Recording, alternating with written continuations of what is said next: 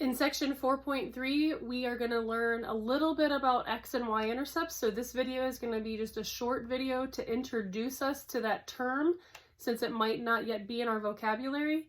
So an intercept is where a line will cross one of the axes. So where it crosses the x-axis or the y-axis, that would be the intercept.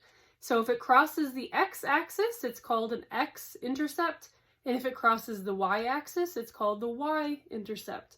So we'll start with a simple line. In this class, we're just dealing with linear equations, so just straight lines, no curves.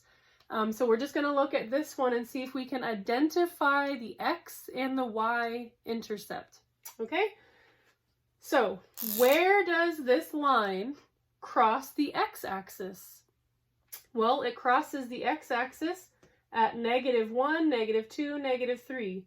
So our x-intercept would equal -3, 0. So if it's crossing the x-axis, then the y would be 0 because it's crossing at the axis. So there's no height to it. It's crossing right at that axis.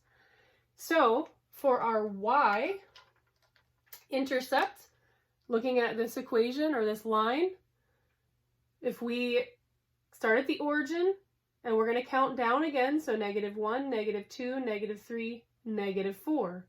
So our y-intercept would equal 0, -4. So again, we're going over 0 and we're just going straight down to where the line crosses the y-axis, and that's our y-intercept.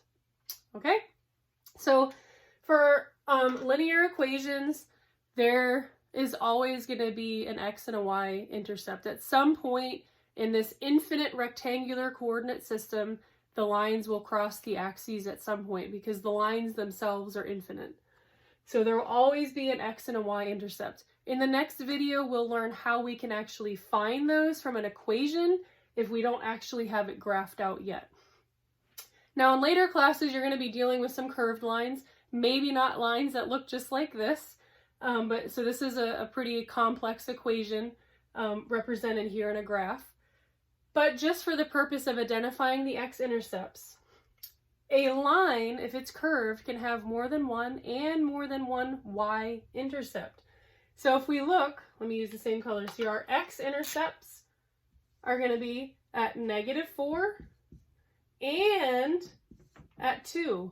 So we have 2 x-intercepts. So our x-intercepts for these would be 2, 0 and -4, 0. Now if we look at the graph for the y-intercepts, what do we see? It also has 2, well, this has 3 times. I have it crossing 3 times here. So we actually have 3 y-intercepts on this one.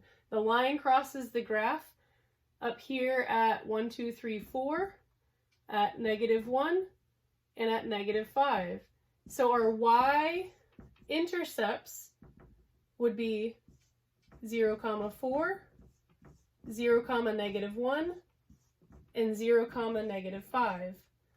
So this just demonstrates how we can identify an x and a y-intercept just by looking at it graphed. So it's just where it's going to cross the x-axis or the y-axis.